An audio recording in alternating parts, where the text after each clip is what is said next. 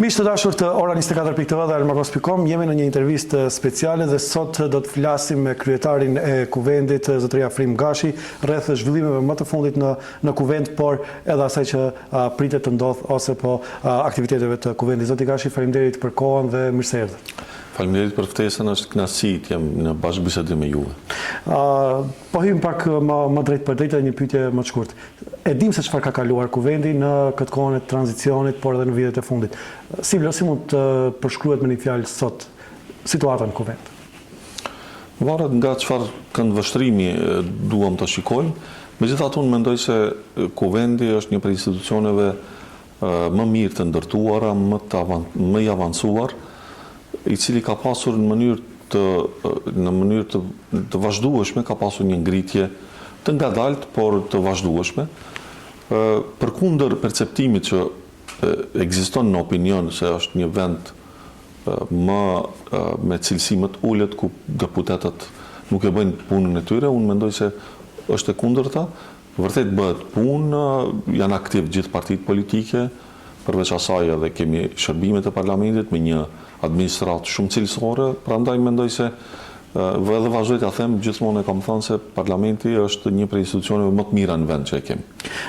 Para se të hyjmë te aktivitetet konkrete që kanë ndodhur periudhën e fundit, ose edhe të asaj se të aktivitetet që pritet që të vinë, sa respektohet ose sa e ka lehtësuar punën rregullorja e re e Kuvendit për të qenë më efikas Kuvendi? Sepse dihet, ndryshimet e rregullores ndodhen pak para se të vjen edhe ndryshimet e rregullores u miratuan në nëntor të vitit 2023 dhe hynë në fuqi ditën e parë të konstituimit të përbërjes së re parlamentare me 28 maj 2024, edhe pse ka qenë një periudhë diku 5-6 vjeçare e diskutimeve gjatë procesit të Jean Monnet, është diskutuar gjatë kohë, kishte një tentativë para përfundimit mandatit 2016-2020, atëherë kam qenë edhe aktiv edhe vetë në ato diskutime, nuk u arrit dhe pastaj u bë mirë që në fund të mandatit të kaluar u arrit një marrëveshje për një rregullore të re. Shikeni, gjatë punës me një rregullore, ju hasni në disa vështirësi dhe mundoheni të ndryshoni ato. Dhe kur i ndryshoni ato, ju dalin disa probleme tjera dhe mendoj se kjo po na ndodhen me rregulloren e re. Ka përmirësime dhe avancime në ato pikat ku kemi pasur mangësi, por ndërkohë janë paraqitur edhe lëshime të tjera. Është normale, nuk ka ligje, nuk ka dokumente të përkryera. Pastaj është çështja e interpretimit, ju nuk mund të vendosni gjithçka në rregullore, çdo situatë ta përshkruani. Ideja është që mos mund të bllokohen organet e parlamentit, ligjet e kështu me radhë, dhe deri tash mendoj se ka vajtur mirë puna. Ju keni qenë deputet me rregulloren e vjetër dhe besoj që keni parë dallimet e të dyja rregulloreve, mirë po, përpyes konkretisht, sa deputetët ose grupet parlamentare janë të gatshëm që t'i përmbahen rregullores për të mos e keq interpretuar, mos e që e përmendet interpretimin. Po kërkoj përshtypjen tuaj. Kur ka një agjendë politike, mandej kërkohen zbrastira në rregullore që ta arrihet një qëllim politik. Dhe këto janë përjashtime. Në përgjithësi,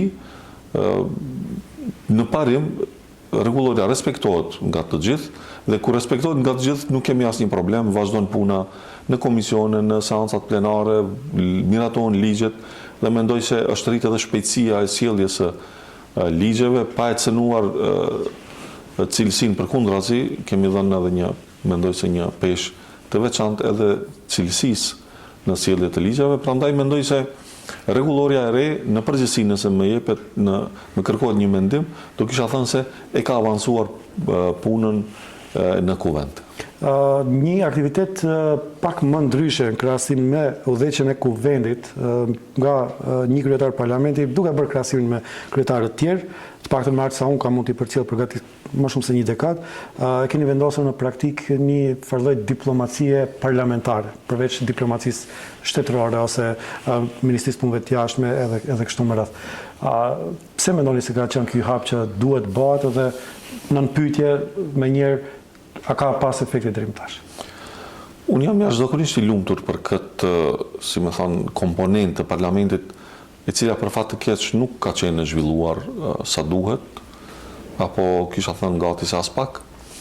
Më thënë, se cili kryetar parlamenti vjen me një vizion të vetin për te kornizave që i mundëson kushtetuta, ligji, rregulloria, ka një, se cili individ apo kryetar parlamenti i cili vendoset në këtë pozitë që ta udhëheq parlamentin, ka qëllimet e veta, vijat apo pikat strategjike që dëshiron t'i arrijë. Dhe unë e kam parë se në kohën kur në botë, në perëndim është jashtëzakonisht e zhvilluar diplomacia parlamentare, e kam vërejtur se te ne ajo ngec shumë dhe kam bërë hapa shumë të rëndësishëm, një pjesë shumë të madhe të kohës ja kam kushtuar kësaj pjese.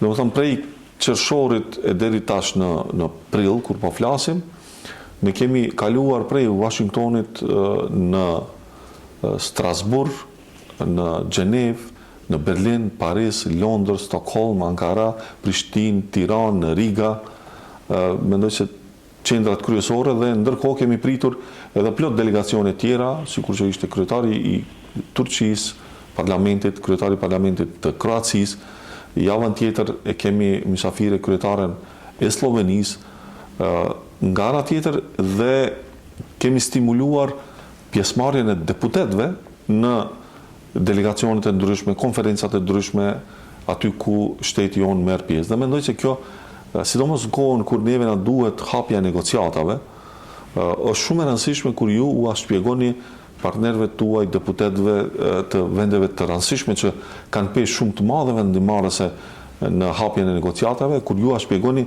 cila është vështirësia që ju e keni, pse na duhen ndryshimet kushtetuese, pse na duhet ndihma e tyre, dhe mendoj se kjo i ka ndihmuar shumë shtetit nga njëra anë për një moment dhe kontekst të caktuar politik, dhe nga ana tjetër e ka zhvilluar edhe dimensionin e diplomacisë parlamentare, që mendoj se është një trashëgimi shumë e mirë që do ta lëm pasi të vi dikush tjetër pas nesh. Dua ta potencoj një këndvështrim tjetër nga ana për këtë çështje, domethënë diplomacinë parlamentare, sepse kur një kryetar kuvendi shkon në vizitë zyrtare, të paktën aq sa i di unë funksionimin e kuvendit, për shembull për dallim prej kryeministrit ose prej funksionarëve të tjerë, për shembull kryeministri merr përfaqësues të qeverisë, kryetari i kuvendit merr përfaqësues prej gjithë grupeve parlamentare, në këtë rast edhe të opozitës. Sipas përvojës ose për shtypjes që e keni për momentin, kjo diplomaci parlamentare, këto vizita në për kuvendet ose qendrat europiane, them kështu, të qyteteve ose shteteve më të rëndësishme në Europë, sa ka bërë që të reflektojnë të paktën të gjithë deputetët e grupeve parlamentare, tash edhe ato të opozitës edhe të pushtetit, por edhe të marrim një suport më të madh nga vetë grupet parlamentare të shteteve që keni vizituar, gjithmonë në drejtim të rrugës europiane të eurointegruesit vend.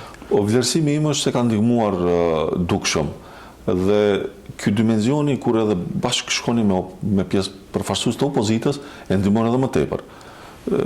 Përfaqësues të vendeve të cilat i kemi vizituar, ata duan ta dinë gjithmonë të dyja palët çfarë mendojnë, pozitë dhe opozitë, dhe me parlamentin e kanë këtë mundësi të shkëlqyeshme se i keni në takim edhe shumicën edhe opozitën, dhe shpesh na ka ndodhur që apo gati se në çdo rast kemi pasur qëndrime të unifikuara se si ne e prezantojmë shtetin, cili është qëllimi jonë strategjik, dhe hapja negociatave si një prej qëllimeve kryesore që i kemi vendosur vetës si shtet.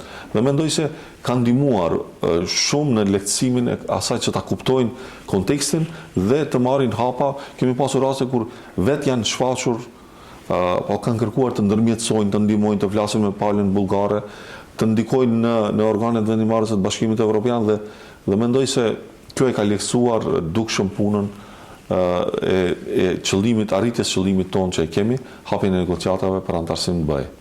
Mendoj se është një temë shumë e mirë dhe ndoshta duhet ndonjëherë të flasim në një intervistë më të dedikuar konkretisht vetëm për këtë temë. Megjithatë, për shkak të kohës do të shkojmë në shkurt edhe në temat që besoj që gjithë qytetarëve ju interesojnë. Në momentet e para kur filloi funksionimi normal i përbërjes tre parlamentare, po shkojmë me kronologjinë ngjarjesh, hyri edhe propozim ligji për ta shoqëruar Brani Tella.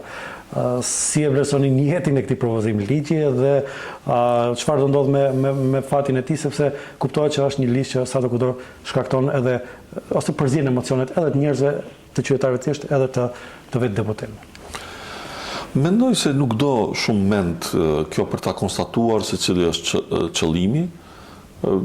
Dihej se përbërja e kaluar e shumicës parlamentare, e cila e kishte në renditjet dhe kishte mundësinë ta zgjidhë, për shkak se edhe ishin në organet qeverisës edhe shumicë parlamentare, nuk e zgjodhën dhe punën e parë që e bën e propozuan të njëjtin ligj në parlament. Intenca është për shkak të humbjes në një terren politik të numrave të votave, që të krijohet një tension ndëretnik, dhe unë mendoj se kjo është gjëja më e keqe që ne ja bëjmë vetvetes. Gjithmonë kur kemi një krizë politike, partijake, mundohemi ta hedhim topin për ta defokusuar opinionin të dështimet tona, ne nxisim një problem ndëretnik dhe mundohemi që edhe ashtu raportet fragjile mes dy komuniteteve më të mëdha në vend shqiptarëve dhe maqedonasve, në vend se të japim gjithë kontribut që t'i përmirësojmë, ne bëjmë këso veprime të cilat i vështërsojnë apo vendosin pyka në raportet ndëretnike. Dhe idenë e këtij ligji e shoh në këtë frym, por ju e dini se ne po bëjmë çmos që të mos luajmë me ndjenjat e qytetarëve, të mos luajmë në kartën nacionaliste, në ashpërsimin e raporteve ndëretnike, dhe mendoj se duhet edhe opozita të reflektojë dhe ta kuptojë se ka 1 milion tema tjera dhe nuk duhet të kthehemi. A fitoi diçka me LSD-ja konkretisht si propozuese këtij ligji me këtë kaos që u shkaktua pak në kuvend, mund ta them kështu. Vetëm një gjë që fitoi ishte interpelanca që e bëri Levica ndaj një ish kryetarës së Komisionit për Politikë Sociale, në të cilën LSD-ja nuk mori pjesë. Domethënë, s'ka pikë politike aty, prandaj edhe LSD-ja në disa momente të rëndësishme në kyçe për shtetin ton ka qenë me elemente shtetformuese, qoftë kur jemi pranuar në Kombet e Bashkuara, qoftë me ndryshimin e emrit dhe me futjen tonë në NATO. Dhe prandaj nuk i ka hije asaj partije, një prej partive më të mëdha në vend, të merret me këto tema. Por sidoqoftë është vlerësimi i tyre, vendimi i tyre, thirrja ime është që ne si deputet, si parlament, pavarësisht dallimeve ideologjike që i kemi, të mos luajmë në kartën e ashpërsimit të raporteve ndëretnike për shkak se në të njëjtën anije jemi. Kushdo që mundohet të bëj të tentoj ta fundos anijen, gjithë do të fundosen. Prandaj ti thirrim mendjes, ka arsyes, mundohemi që anija të mbri në Bruksel sa më shpejt. Do mbes edhe pak të opozita, tash të opozita shqiptare. Unë kam një farë lloj përvoje në ndjekjen si gazetar në ndjekjen e kuvendit dhe kam qenë këto 3-14 vjet, kam pritur dhe përcjellur shumë komisione anketuese, të cilat janë bërë për çështje të caktuara. Tash pas ti përmend gjitha. Propozimi i fundit për komision anketues është për rastin e Koçanit. Komenti juaj për këtë, edhe si vlerësoni, ja vlen që të bëhet ose nuk ja vlen? Nëse e shohim nga dimensioni i transparencës, debatit, përgjegjësisë, dhënies llogarisë, po. Mendoj se është mirë, edhe qytetarët duhet ta kuptojnë se ndonjëherë keq kuptohet pozita e parlamentit. Parlamenti nuk është organ hetues. As dëshkues. As dëshkues, as gjykat. Ne nuk mund të sjellim këtu vendime dhe po është mirë të debatohet, dhe nëse është qëllimi ky, parlamenti është vendi më i duhur për ta bërë këtë punë. Ndërsa nëse shkojmë me maksimën e Churchillit, i cili thoshte se nëse dëshiron një punë të zvaritesh dhe të mos e zgjidhësh, atëherë formoj një komision, atëherë mund bëhet edhe komisione të mos bëhet punë. Por unë jam i mendimit që ne duhet debatojmë, duhet të kërkojmë llogari nga gjithë ata që kanë qenë pjesëmarrës apo kanë gabuar në këtë proces, edhe të jemi gjithmonë, gjithçka që është në funksion të vërtetës, mendoj se është e mirë. Teoria shkurt, tash ju jeni pjesë e shumicës parlamentare, megjithatë jeni më shumë parti, jeni këtu edhe ju si fakt partia me cilën ju garuat vlen, koalicioni vlen, por edhe VMRO-ja ka koalicione të brendshme kështu me radhë. Çka pajtoheni dhe çka nuk pajtoheni? Tash po flas si shumicë parlamentare duke përfshirë komplet shumicën parlamentare. Nga përvoja, nga perspektiva e kryetarit parlamentit, unë mund t'ju flas për ambientin këtu në parlament dhe ajo që e shoh qeverin me propozimet, ligje që na sjellin, e kam parë se nuk ka ndonjë dallim shumë të madh apo ndonjë problem shumë i madh i cili ka barikaduar palët me njëra tjetrën. Mendoj se ka një dialog të vazhdueshëm mes liderëve dhe partnerëve të koalicionit. Ndoshta falë asaj se ne në fillim i përcaktuam elementet kryesore të funksionimit dhe ju siç e dini që nga takimi i parë me atë kohë mandatarin Zotin Mickovski, tani kryeministër, u morën vesh që integrimin bëhe lufta kundër krimit, korrupsionit dhe sundimi i ligjit dhe zhvillimi ekonomik do të jenë 3 shtyllat kryesore të zhvillimit dhe të punës së kësaj qeverie. Dhe siç e dini, po bëjmë maksimumin për ta bindur edhe Brukselin, edhe Sofjen që t'i hapim negociatat. Nga ana tjetër janë në pak ndryshimet në sistemin gjyqësor, me këshillin gjyqësor, me këshillin prokuroriale, kështu me radhë. Mendoj se Ministria e Drejtësisë janë duke përgatitur disa ligje në këtë pako. Dhe nga ana tjetër, në aspektin ekonomik, si asnjëherë më parë, mendoj, brenda jo më shumë se një vit, domethënë që nga qershori kur është formuar qeveria, tash jemi në fillim të prillit, kemi ngritje substanciale të pagave në disa sfera shumë kruciale. Arsimi, i cili domethënë ka një marrëveshje 4 vjeçare, e cila pas 4 viteve gjithë punonjësit në arsim do të kenë rroga mbi 40% rritje të pagës.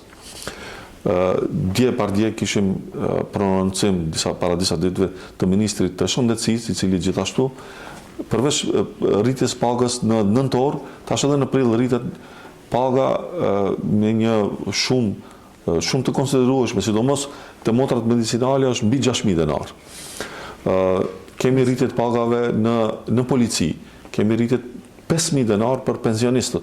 Dhe po flasim për një pensionistët rritje lineare për 5.000 denarve, të cilat kanë qenë 15.000, 16.000, apo sa kanë qenë, rreth 20.000 denar, ajo është një rritje shumë substanciale. A është e mjaftueshme? Jo, natyrisht se jo. Por ky trend i rritjes pagave që qeveria po e dëshmon, mendoj se është një si harrit i mirë. Është një shenjë mirë se e duam zhvillimin ekonomik, e duam rritjen e standardit dhe ky do të jetë fokusi jonë. Pasi përmendet edhe ligjet që kaluan, një prej çështjeve më komplekse janë ndryshimet kushtetuese. Harmonia brenda kuvendit, deputetëve ose edhe bashkëpunimi me qeverinë deri a mund të priten shpejt ose si është qasja momentale? Po e dini se kjo është një prej pikave që kemi dallime.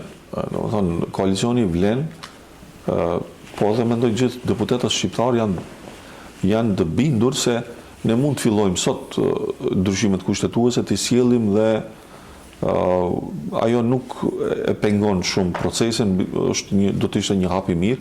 Nga ana tjetër keni VMRO-n e cila ka dalë në zgjedhje, ka pas qëndrim edhe para zgjedhjeve, ka marrë besimin e qytetarëve dhe ata mendojnë se na duhet një garancë.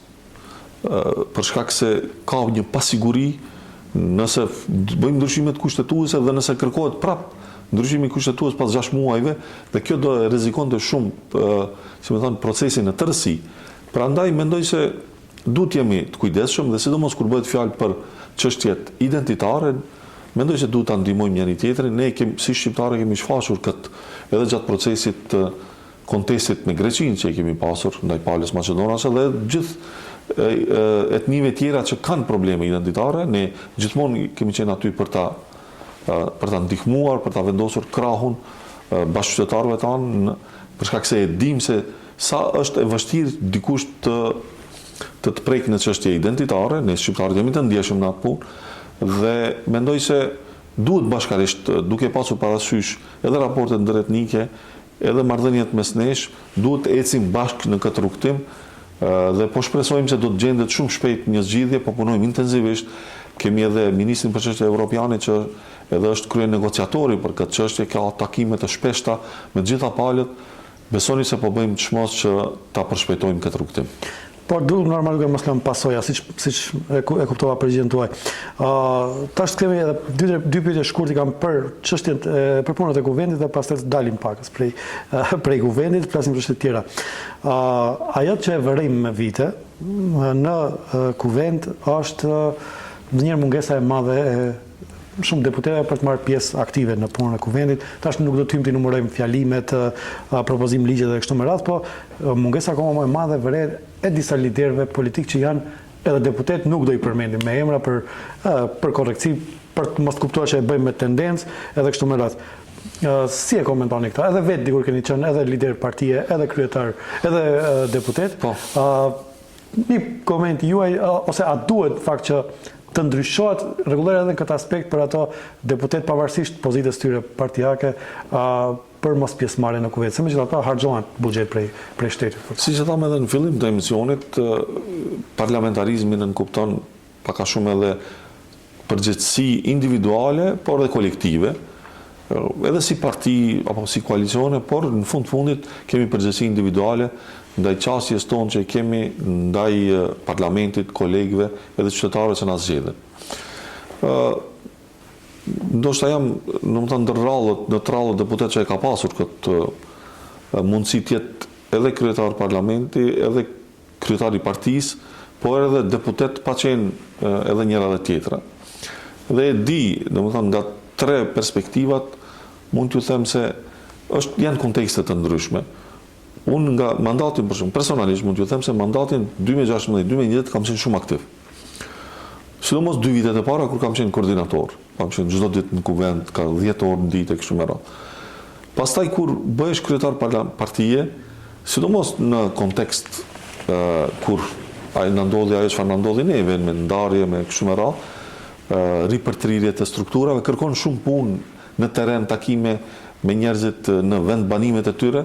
Dhe kjo, e penalizon, punën në parlament. Megjithatë, mendoj se duhet të ketë një balancim, duhet të jemi sa më shumë prezent që është e mundur, ndërsa pesha e kryetarit partisë natyrisht është më shumë dimensionale, kërkon takime të nivelet të ndryshme, me diplomatët, kështu me radhë, shpesh ata kërkojnë takime në selit e partive, kështu me radhë. Megjithatë, po e kuptoj qëllimin e pyetjes. Parlamenti është një vend shumë i rëndësishëm për qytetarët, edhe unë e kam parë edhe vetë, duke bërë një punë të jashtëzakonshme sipas meje, dhe kam sakrifikuar shumë nga koha ime, familjes së shëndetit, duke ja kushtuar partisë, megjithatë qytetarët kanë pasur vërejtje pse nuk jam prezent edhe si deputet. Ekziston kjo, mendoj duhet të kenë mirëkuptim edhe qytetarët, por mbi të gjitha edhe deputetët që momentin kur zgjidhen këtu, pavarësisht funksionet që i keni, a jeni kryetar parlamenti, a jeni partia, apo diçka tjetër, duhet t'i jepet haku punës. Ju si kryetar kuvendi e keni praktikisht njëherë në muaj mbani koordinime brifingje me gazetarët, diskutim me gazetarët rreth punës të kuvendit, rreth informacioneve që dëshirojnë t'i dinë më shumë më detajisht gazetarët edhe kështu me radhë. Kjo është një praktikë e mirë që vazhdohet me vite. Megjithatë, është diskutuar edhe mes gazetarëve, por besoj edhe me kryetarët e grupeve parlamentare. A mendoni se një praktikë e tillë duhet bëhet edhe me kryetarët duhet ta bëjnë edhe kryetarët e grupeve parlamentare, sepse marrin gazetarët informacione për kryetarët e kuvendit rreth punës së kuvendit, por për planet, për aktivitetet, për qëllimet ose për propozim ligje të grupeve parlamentare nuk mund dinë gjithçka. Me një sugjerim ose edhe një ide nga ana juaj për gjithë kolegët. Se fundit këtu jeni kolegë dhe apo ana partijake lihet anësh. Mendoj se politikanët duhet të shohin tek gazetarët bashkëpunëtorin. Nëse kemi qëllimin, drejtësinë, objektivitetin, sinqeritetin, mediat për politikanin janë një dritare për ta shfaqur të vërtetën e tyre. Dhe nga ana tjetër, transparenca është diçka që shumë është e rëndësishme në këto procese, për shkak se kur është një proces i mbyllur, krijohet hapësira për konspiracione. Sa më transparent një proces, sa më të hapur me gazetarët dhe me mediat, mendoj se është në funksion të politikës dhe në funksion të qytetarëve. Prandaj, ne si kabinet kemi vendosur që edhe këto briefinget një mujore t'i shpeshtojmë. Ndoshta i bëjmë 2 javë, do të bëjmë edhe briefinge tematike.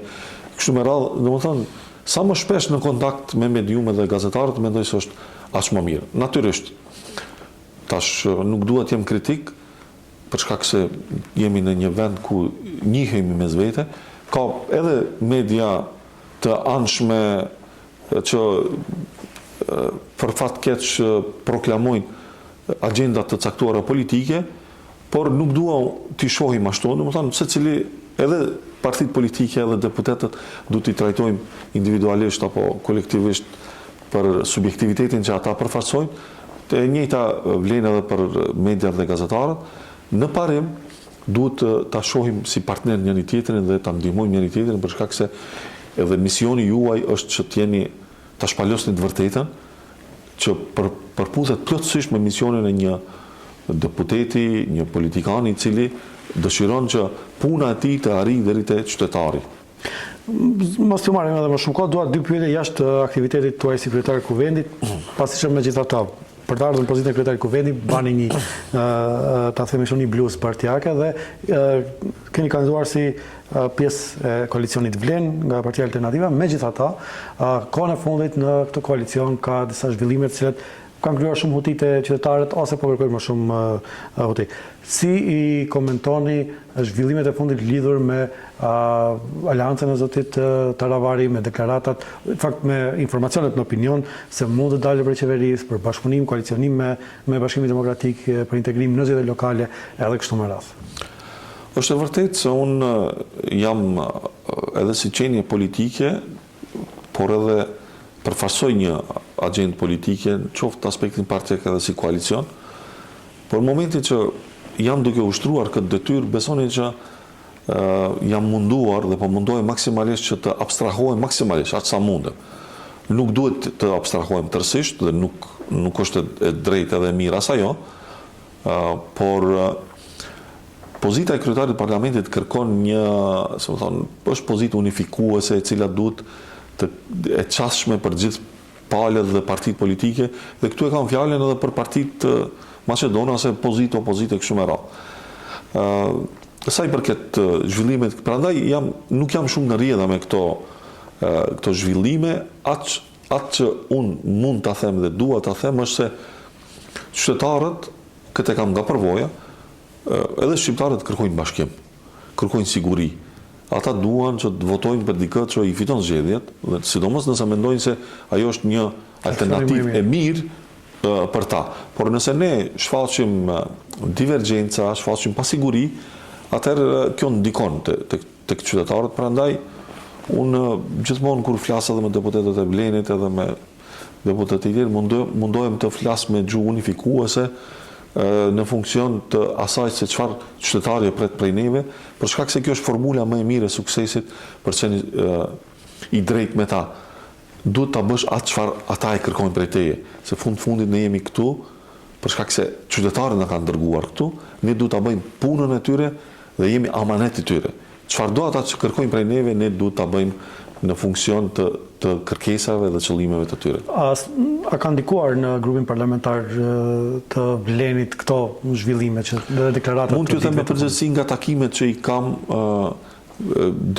deputetët e koalicionit Vlen janë shumë unik, janë bashkë, edhe po të mos jeni shumë informuar, nuk mund t'i dalloni kush i cilës parti është, kur nuk mund t'i shihni apo deputetët njërës parti bashkë, apo të ndarë me tjetrës, domethënë, i komunikojnë bashkë, mendoj se është një shembull shumë i mirë grupi parlamentar i Vlenit.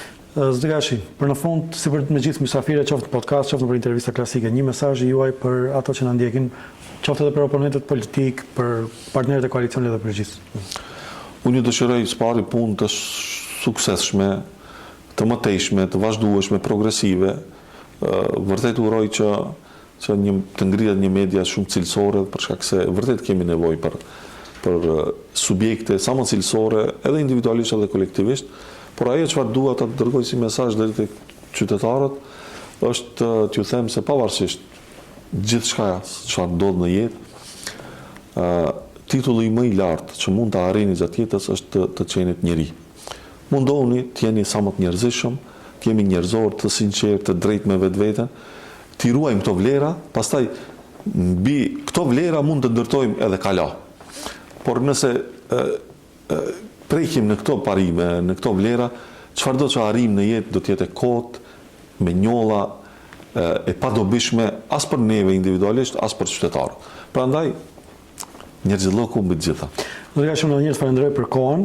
Uroj që edhe ju të keni sukses në punën tuaj dhe normal të jemi edhe në biseda ose në intervista tjera ku shpresoj që gjithmonë t'i komentojmë çështjet pozitive, por edhe nëse duhet, edhe do t'i kritikoj. Faleminderit, ishte kënaqësi.